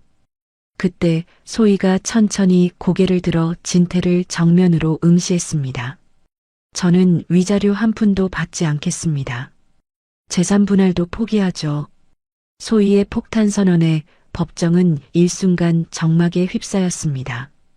판사조차 의외라는 듯 안경을 고쳤으며 소희를 바라보았고 진태는 자신의 귀를 의심하며 입을 벌렸죠. 위자료를 포기한다는 것은 진태가 가장 우려했던 금전적 손실이 사라진다는 뜻이었어요. 소희의 눈동자에는 흔들림이 없었고 진태는 이 기막힌 행운의 속으로 비명을 지르고 싶을 만큼 기뻐했습니다. 하, 그래, 역시 너는 자존심밖에 남은 게 없구나. 판사님, 들으셨죠? 본인이 포기하겠답니다. 진태는 자리에서 일어나 쾌재를 부르며 소희를 조롱하기 시작했습니다. 무식한 여자가 끝까지 잘난 척은. 그래, 평생 그 비린내 나는 정육점에서 깡보리밥이나 먹으며 살아라. 진태의 광기 어린 비웃음이 법정 천장에 닿을 듯 울려 퍼졌죠. 나영 또한 안도의 한숨을 내쉬며 승리의 미소를 지었습니다. 그들에게 소희의 포기는 곧 자신들의 완벽한 자유이자 승리를 확정짓는 도장과도 같았던 것이죠. 진태는 판사가 내미는 합의 서류에 서둘러 서명을 마쳤습니다. 혹시라도 소희가 마음을 바꿀까봐 손가락이 떨릴 정도로 급하게 펜을 휘둘렀죠. 서명을 마친 진태는 소희를 향해 서류를 흔들며 마지막 발악을 했습니다. 이제 너랑 나는 남남이다. 내 호텔 근처에는 얼씬도 하지 마. 너 같은 장사꾼이 올 곳이 아니니까. 소희는 남편의 그 추악한 뒷모습을 보며 속으로 아버지가 남기신 황금 열쇠를 만지작거렸습니다. 배신의 대가를 한 푼의 돈으로 퉁치려던 진태의 오판이 시작된 순간이었죠. 모든 절차가 끝나는 듯 보였던 그 순간 조용히 앉아있던 한준혁 변호사가 자리에서 일어났습니다. 재판장님, 이혼 조정은 성립되었으나 피고가 원고의 부정행위와 관련하여 별도로 준비한 자료가 있습니다. 준혁의 묵직한 목소리에 진태의 웃음소리가 딱 멈췄습니다. 소희는 입고 있던 낡은 겉옷을 벗어 던졌고 그 안에서 눈부시게 하얀 실크 블라우스가 드러났죠. 법정의 분위기는 순식간에 반전되었고 준혁이 내민 태블릿 화면에는 진태가 박나영과 함께 공모한 횡령 증거들이 선명하게 떠올랐던 것이죠. 이게 다 뭐야? 너희들 미쳤어? 진태는 당황하며 소리를 질렀지만 판사의 눈빛은 이미 얼음장처럼 차가워져 있었습니다. 소희는 정육점 앞치마를 발밑에 버리고 진태를 향해 단호한 걸음을 옮겼죠. 위자료 안 받는다고 했지. 당신 죄를 용서한다고는 안 했어. 내 호텔에서 당신이 가로챈 돈, 1원 한 푼까지 다 토해내게 해줄게. 소희의 말에 진태는 숨이 멎는 듯한 충격을 받았습니다. 내 호텔이라는 단어가 그의 머릿속을 강타했고 그는 자신의 아내가 누구인지 이제야 의문을 품기 시작했습니다. 법정을 나서는 소희의 뒷모습은 그 어느 때보다 우아하고 당당했습니다. 그녀의 곁에는 준혁이 든든하게 자리를 지키고 있었고 진태는 법정 안에서 넋이 나간 채 주저앉아 있었습니다. 나영 또한 사색이 되어 진태의 팔을 붙잡았지만 이미 상황은 돌이킬 수 없는 파국으로 치닫고 있었죠. 소희는 차가운 법원 정문을 나서며 자신을 기다리고 있던 최고급 세단에 몸을 실었습니다. 과연 다음 날 자신의 호텔, 펜트하우스에서 소희를 다시 마주하게 될 진태의 얼굴은 어떤 공포로 뒤덮이게 될까요? 그랜드 로열 호텔의 최상층, 일반인은 구경조차 할 수 없는 펜트하우스의 육중한 문이 열렸습니다. 진태는 땀이 밴 손바닥을 바지에 문지르며 초조하게 TH 글로벌의 실소유주를 기다리고 있었죠. 사채업자들에게 쫓기며 마지막 벼랑 끝에 선 그에게 이곳은 유일한 동아줄이자 인생을 건 도박장이나 다름없었습니다.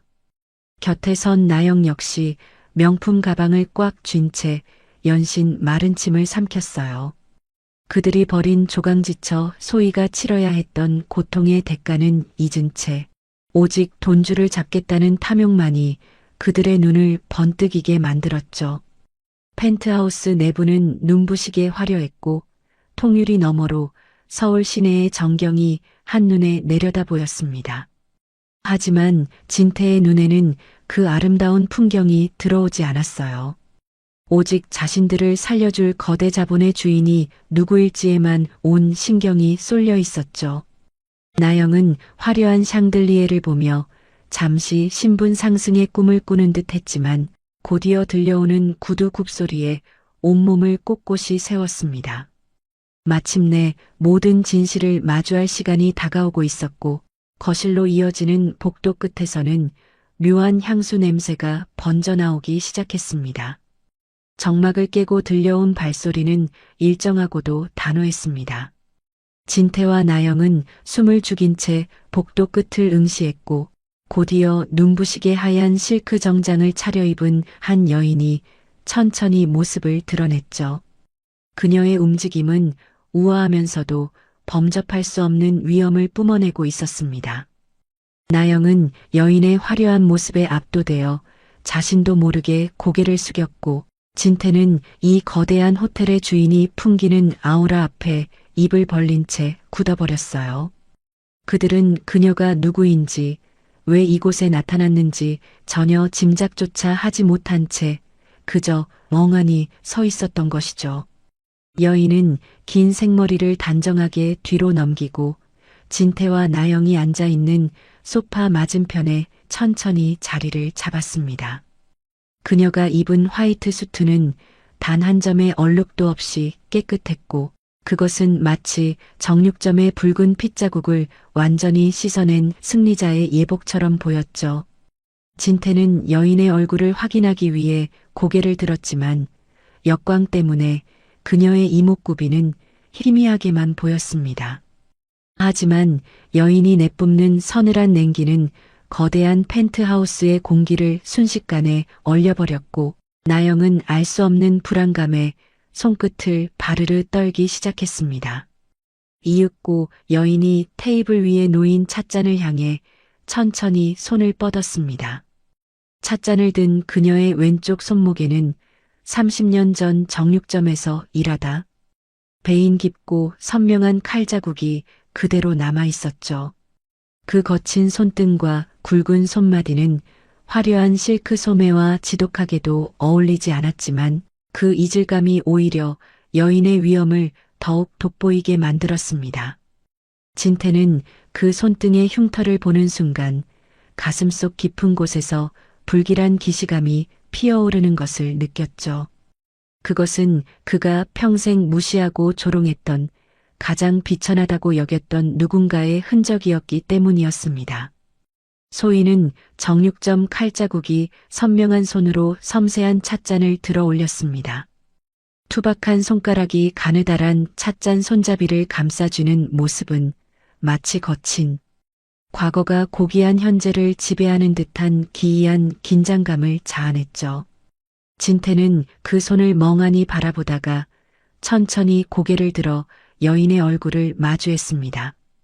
그리고 그 순간 그는 심장이 멈추는 듯한 충격을 받았어요.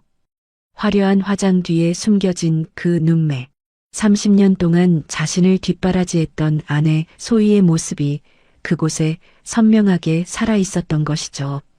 진태 씨, 얼굴이 많이 상했네요.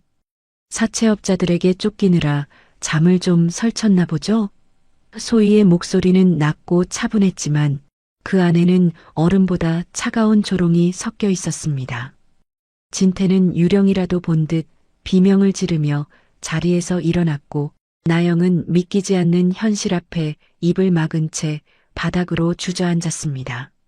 정육점에서 쫓겨났던 그 비천한 여자가 자신들이 무릎 꿇고 빌어야 할 거대 자본의 주인이 되어 눈앞에 앉아 있다는 사실이 도저히 믿기지 않았던 것이죠. 소희는 그런 그들을 비웃듯 찬물을 우아하게 한 모금 들이켰습니다.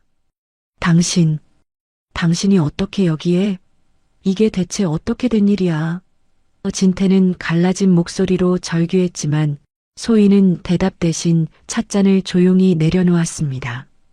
달그락거리는 작은 소리가 넓은 거실에 천둥처럼 크게 울려 퍼졌죠.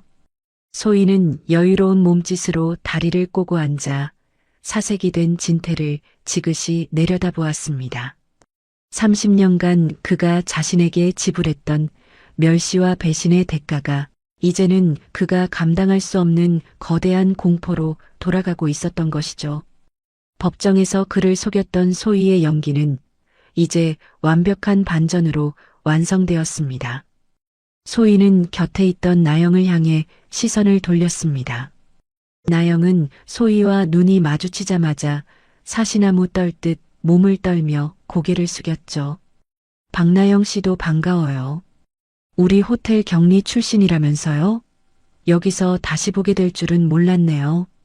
소희의 한마디에 나영의 가짜 재벌 신부는 단 한순간에 산산조각 났습니다. 진태는 나영을 돌아보며 배신감에 몸을 떨었지만 이미 때는 늦었죠. 두 사람의 추악한 욕망이 만들어낸 가짜 낙원은 소희라는 진짜 주인 앞에서 처참하게 무너져 내리고 있었습니다. 진태는 지푸라기라도 잡는 심정으로 소희의 발치에 무릎을 꿇었습니다. 여보, 소희야.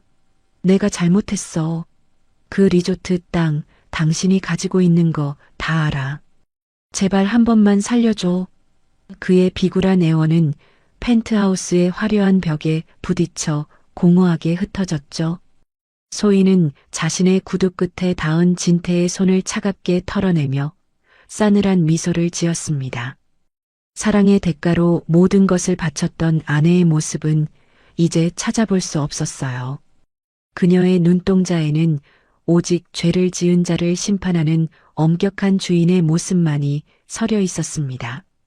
소희는 테이블 위에 놓인 호텔 평면도를 손끝으로 가만히 훑었습니다. 그러고는 자신을 향해 절규하는 진태를 내려다보며 세상에서 가장 잔인한 목소리로 입을 열었죠. 진태 씨, 착각하지 마세요. 오늘은 투자 협상을 하러 당신을 부른 게 아니니까요. 진태의 눈동자가 의아함으로 흔들리는 찰나 소희는 우아하게 찻잔을 다시 들며 쐐기를 박았습니다. 임대 문의하러 오셨나요? 아, 미안해요. 우리 호텔은 당신 같은 사기꾼과 신용불량자에게 내줄 방은 단 한 칸도 없거든요. 나영은 소희의 서슬 퍼런 꾸짖음에 제풀에 꺾여 바닥으로 힘없이 미끄러지고 말았습니다. 자신이 과시하며 휘둘렀던 명품 가방은 이제 거추장스러운 짐짝처럼 느껴졌고 화려한 보석들도 한순간에 빛을 잃은 돌멩이가 되었죠. 진태는 나영을 원망하는 눈빛으로 달려들려 했지만 이미 경호원들의 강한 손길에 제압당해 아무것도 할 수 없었습니다. 그가 믿었던 9천억 원의 자산가가 사실은 자신이 비린내 난다며 내쫓은 아내였다는 사실이 그의 뇌리를 사정없이 난도질하고 있었던 것이죠. 배신의 대가는 이토록 처참했고 가짜로 쌓아 올린 낙원은 이제 먼지처럼 흩어지고 있었습니다. 소희의 마지막 한마디는 진태의 영혼을 산산조각 내버렸습니다. 그는 자신의 모든 것이 끝났음을 직감하고는 넋이 나간 채 바닥에 엎드려 오열하기 시작했죠. 소희는 그 비참한 꼴을 무심히 지켜보다가 대기하고 있던 경호원들에게 차가운 눈짓을 보냈습니다. 이제 그들을 이 화려한 세계에서 영구히 추방할 시간이었던 것이죠. 하지만 그때 펜트하우스의 전화기가 울렸고 준혁이 다급한 목소리로 소희에게 다가왔습니다. 과연 소희의 복수국에 찬물을 끼얹을 예상치 못한 또 다른 진실은 무엇이었을까요? 펜트하우스의 육중한 문이 거칠게 열리며 제복을 입은 경찰들이 들이닥쳤습니다. 진태는 넋이 나간 표정으로 그들을 바라보았고 나영은 비명을 지르며 구석으로 몸을 숨겼죠. 이미 한준혁 변호사가 모든 증거를 수사기관에 넘긴 뒤였어요. 사랑을 배신한 대가는 이토록 차갑고 무거운 수갑의 예고로 다가오고 있었던 것이죠. 소희는 그 아수라장 속에서도 흐트러짐 하나 없이 차갑게 식은 홍차를 내려다보며 사태를 관조했습니다. 빌런들의 종말이 비로소 눈앞에 다가왔음을 직감한 것이었죠. 박나영 씨, 신분 도용 및 다수의 사기 혐의로 긴급 체포합니다. 형사의 단호한 외침에 나영의 가짜 인생이 완전히 끝이 났어요. 그녀가 재벌 딸이라며 진태를 속이고 가로챈 수십억 원의 돈은 사실 호텔 격리 시절 횡령했던 자금과 또 다른 사기 범행의 결과물이었죠. 진태는 믿기지 않는 사실에 사르르 무너져 내렸습니다. 자신이 믿었던 유일한 구원줄이 사실은 자신을 파멸로 이끄는 독사였다는 사실을 이제야 깨달았던 것이죠. 그녀의 가짜 미소에 속아 넘긴 세월이 뼈아프게 다가왔습니다. 나영의 가느다란 손목에 차가운 수갑이 채워지는 소리가 펜트하우스에 날카롭게 울렸습니다. 그녀는 화장을 고칠 틈도 없이 머리카락이 헝클어진 채 경찰들에게 질질 끌려나갔죠. 오빠, 살려줘. 오빠. 그녀의 비명은 공허한 메아리가 되어 돌아왔습니다. 진태는 그녀를 도와줄 힘도 의지도 없었어요. 그가 치러야 할 배신의 대가는 이제부터가 진짜 시작이었기 때문이죠. 소희는 그 뒷모습을 보며 30년간 자신이 홀로 정육점에서 흘렸던 눈물을 떠올렸습니다. 형사들의 시선은 이제 진태를 향했습니다. 강진태 씨 회삿돈 횡령 및 특정경제범죄 가중처벌법 위반 혐의로 체포합니다. 진태는 억울하다며 발을 동동 굴렀지만 이미 소희가 확보한 리조트 자금의 불법 유용 증거들이 차고 넘쳤죠. 나영의 거짓 투자 제안에 속아 하지 말아야 할 선을 넘어버린 것이 결국 그의 발목을 잡은 것이었습니다. 그는 소희의 발치에 엎드려 살려달라고 빌었지만 돌아오는 것은 서늘한 침묵뿐이었죠. 인과응보라는 말이 이토록 어울리는 순간은 없었습니다. 여보, 소희야. 한 번만 용서해줘. 내가 미쳤었어. 진태의 비굴한 외침이 거실 가득 울려 퍼졌습니다. 하지만 소희는 눈길조차 주지 않았어요. 30년 동안 자신을 정육점 노예처럼 부려먹고 딸의 결혼식에서조차 비참하게 쫓아냈던 그의 만행이 머릿속에 생생했기 때문이죠. 소희는 그에게서 시선을 돌려 창밖의 서울 전경을 바라보았습니다. 자신이 지불한 인내의 대가가 드디어 가해자들의 파멸이라는 사이다 같은 결과로 돌아오는 순간이었죠. 소희의 입가에 차가운 미소가 번졌습니다. 진태의 손목에도 거친 쇠사슬 소리와 함께 수갑이 채워졌습니다. 명품 수트 소매가 구겨지고 머리카락은 땀에 젖어 엉망이 되었죠. 경찰들의 손에 끌려나가는 그의 뒷모습은 시장 바닥에서 폐지를 줍는 노인보다 더 초라해 보였습니다. 그는 마지막까지 소희의 이름을 부르며 발악했지만 이미 법의 심판은 시작된 뒤였어요. 탐욕에 눈이 멀어 가족을 버린 자의 말로는 차가운 수갑 소리와 함께 처참하게 마무리되고 있었던 것이죠. 모든 것을 잃은 자의 비명만이 펜트하우스를 가득 채웠습니다. 그들이 끌려나간 자리에 웨딩드레스를 입은 유리가 나타났습니다. 눈물로 얼룩진 신부의 모습은 보는 이들의 가슴을 아프게 했죠. 유리는 엄마 소희를 보자마자 다리에 힘이 풀린 듯 바닥에 주저앉았습니다. 소희는 그런 딸을 보며 복잡한 심경에 휩싸였어요. 자신을 결혼식에서 쫓아냈던 딸의 독설이 여전히 가슴에 깊은 상처로 남아있었기 때문이죠.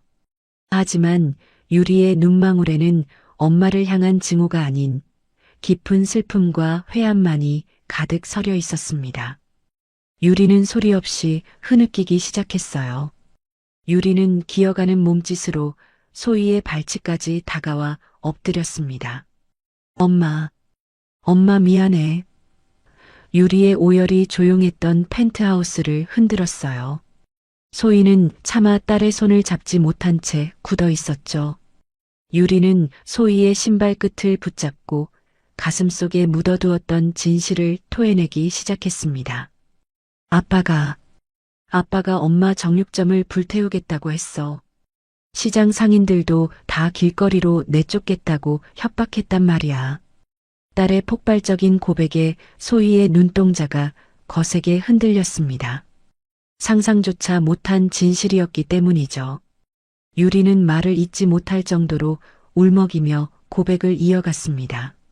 내가 엄마한테 모질게 굴지 않으면 엄마를 정말로 해치겠다고 했어. 그래서 내가 엄마를 지키려고 그랬단 말이야. 딸의 진심 어린 눈물에 소희의 가슴 속 응어리가 한순간에 녹아내렸습니다. 딸은 엄마를 부끄러워한 것이 아니라 괴물 같은 아빠로부터 엄마를 지키기 위해 스스로 악역을 자처했던 것이었죠. 모녀의 뜨거운 눈물은 펜트하우스의 차가운 대리석 바닥을 적셨습니다. 유리는 엄마의 무릎에 얼굴을 묻고 오열했습니다. 소희는 마침내 딸을 품에 안았습니다. 유리야, 내 딸 유리야. 엄마의 따뜻한 품 안에서 유리는 아이처럼 엉엉 울음을 터뜨렸어요. 비록 배신의 대가로 서로에게 큰 상처를 주었지만 피보다 진한 모성애와 효심은 그 어떤 역경보다 강했습니다. 소희는 딸의 머리를 쓰다듬으며 그동안 오해했던 미안함과 고마움에 함께 눈물을 흘렸죠. 화려한 호텔 오너의 자리보다 딸의 진심을 확인한 이 순간이 소희에게는 더 큰 보상처럼 느껴졌습니다. 가슴속에 맺혔던 한이 씻겨 내려가는 기분이었죠. 모든 폭풍이 지나가고 펜트하우스에는 다시 정막이 찾아왔습니다. 빌런들은 감옥으로 향했고 상처 입은 모녀는 서로의 온기를 나누며 아픔을 달랬죠. 하지만 한준혁 변호사는 소희에게 마지막 보고를 올렸습니다. 진태가 숨겨둔 비자금의 행방이 리조트 부지 깊숙한 곳과 연결되어 있다는 소식이었어요. 복수는 끝난 줄 알았지만 아직 뽑아내야 할 마지막 독리가 하나 더 남아 있었던 것이죠. 과연 소희는 그 마지막 뿌리까지 완벽하게 제거하고 평온을 찾을 수 있을까요? 진정한 평화를 향한 마지막 여정이 예고되었습니다.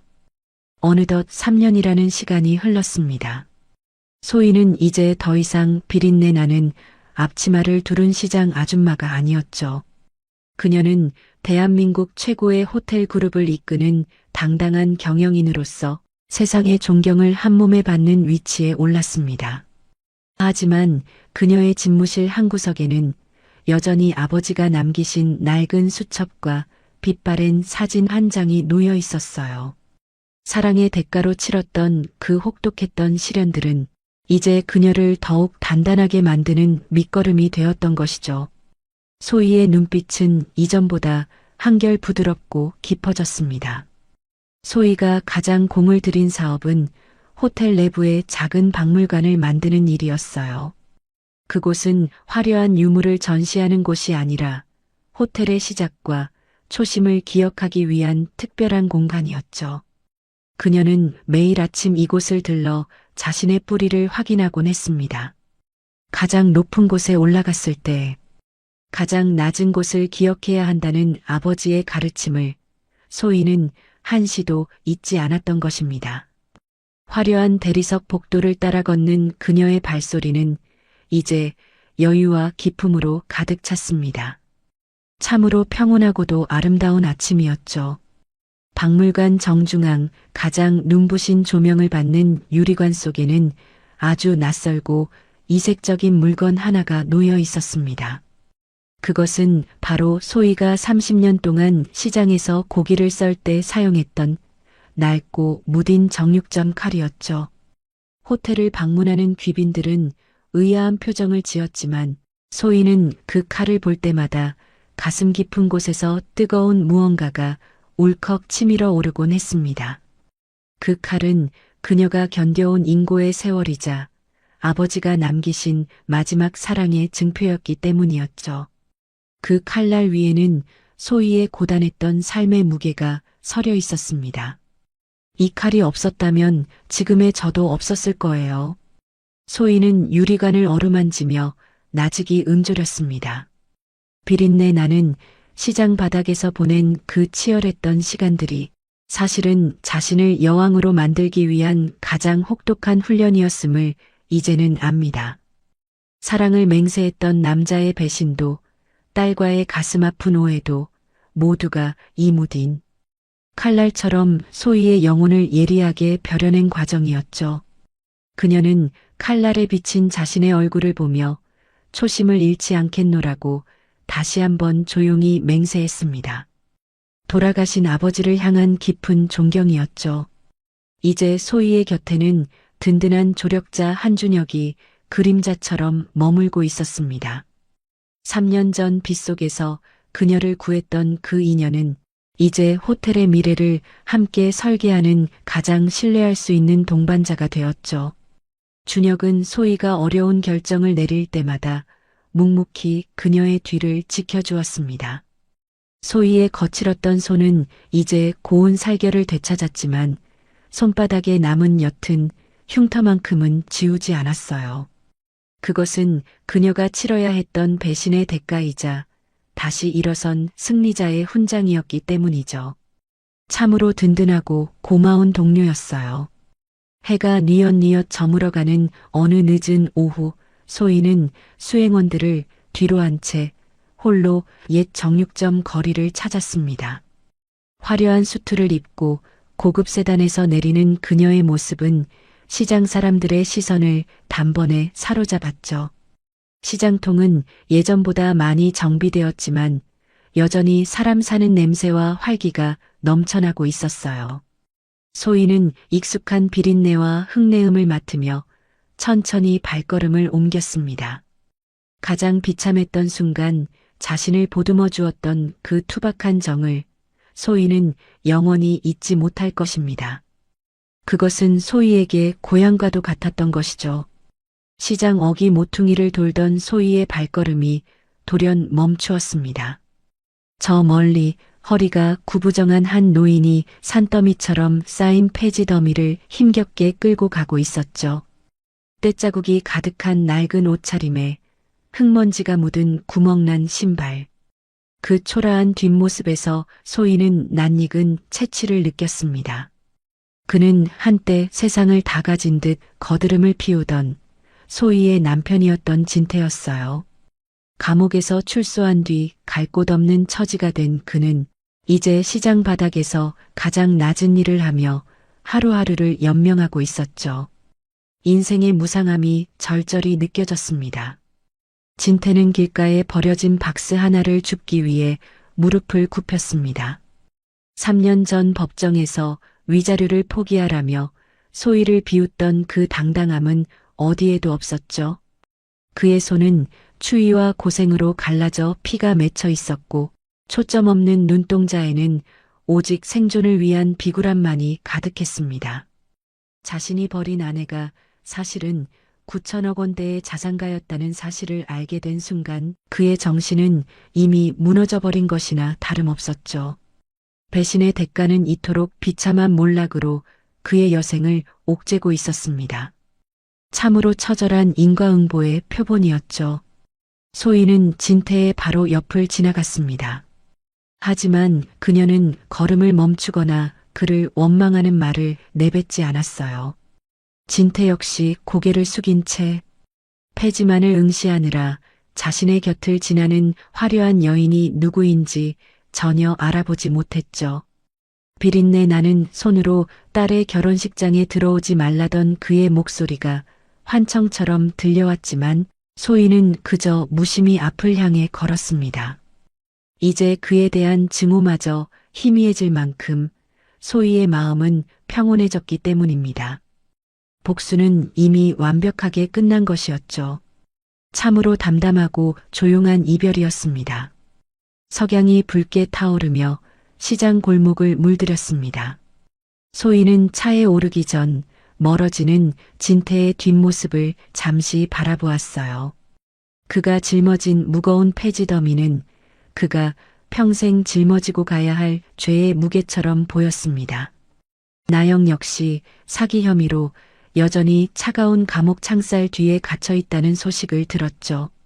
그들이 꿈꾸던 가짜 낙원의 대가는 이토록 혹독하고 쓸쓸했습니다. 소희는 깊은 숨을 내쉬며 차 문을 닫았습니다. 이제 그녀의 인생에서 그들의 흔적은 영원히 지워질 것이었습니다. 시장통의 비릿한 냄새가 바람에 흩어졌죠. 차는 매끄럽게 시장을 빠져나와 화려한 도심의 불빛 속으로 스며들었습니다. 소희는 차창에 비친 자신의 얼굴을 보며 부드러운 미소를 지었죠. 내일은 딸 유리와 함께 아버지의 묘소를 찾기로 약속한 날이었어요. 가장 낮은 곳에서 가장 높은 곳을 향해 걸어온 30년의 여정이 이제야 비로소 찬란한 평화로 마무리되고 있었습니다. 비린내 나던 기억은 이제 은은한 향기가 되어 그녀의 뒤를 따릅니다. 여러분도 소희처럼 끝내 진실과 정의가 승리하는 그런 눈부신 삶의 주인공이 되시길 바랍니다. 달봄 사연이었습니다.